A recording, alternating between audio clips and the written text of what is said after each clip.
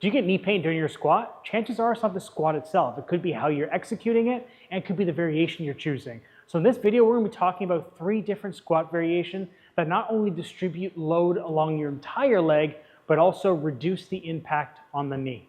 Hi, I'm Alex Effer, founder of Resilient Training Rehab, and I've helped thousands of coaches and clinicians get faster and more consistent results with their clients. Let's get into it. So before we get into the different variations, it's important to understand what the squat is and what it does. And so essentially when we're looking at the squat, there's 2 different phases of the squat. There's the descension and there's the ascension. During the descension, this is when external rotation happens. There's a little bit of internal rotation during that sticking point, that 90 degrees. This is where maximal force output happens because we are trying to decelerate ourselves on the way down. Then in order to come out of the bottom, we also then have to produce force, but now it's going to be more of a hip extension action.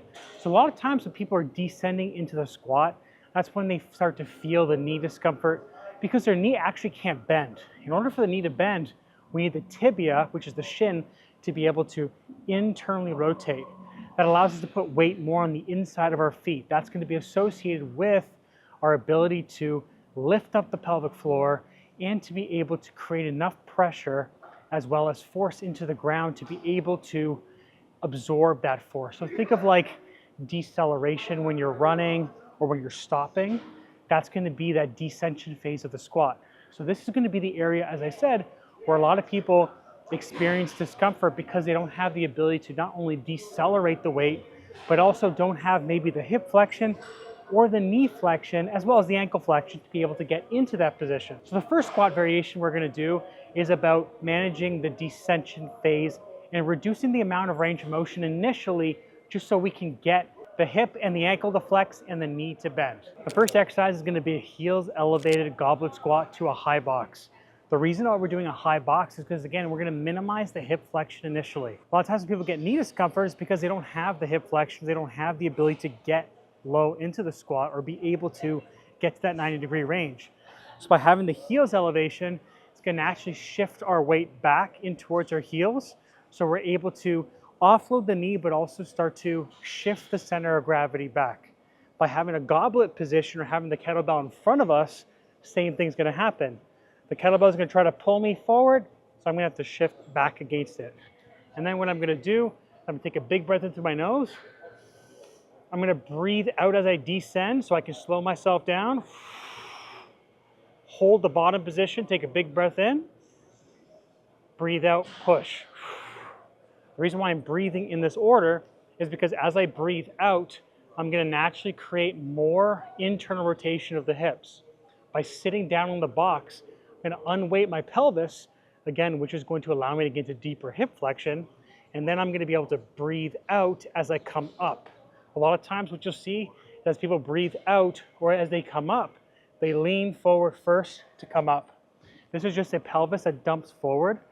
Again, if the pelvis dumps forward, then the knees are going to hyperextend, putting more pressure on your knees. And so having this kind of position allows us to stay back in our heels as well as restore motion in the hips. The next exercise, we're going to go a little bit deeper and we're going to remove the heels elevation. This is going to be our safety bar squat to a box, no heels elevation. So by going to 90 degrees, again, we get to decelerate our descension. We also get to hold that 90-degree range. Again, that 90-degree range is where maximal internal rotation happens. And so what we have to do is we have to decelerate ourselves to the box, hold the bottom position, and then re-accelerate ourselves. Very similar to the first movement, except we're going deeper in depth. So now we're really challenging that internal rotation, and we're really challenging our pelvis' ability to control the descent, bend the knee effectively, as well as flex the ankle while going to a deeper hip flexion position. It's going to be a lot more difficult to control. In fact, a lot of people will just fall down to the bottom. So it's important that you stay heel heavy, stay on the inside edges of your feet.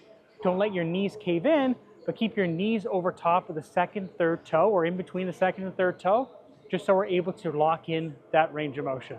So last exercise, we're really now going to challenge the depth, but we're going to do more of a quick drop with the kettlebell.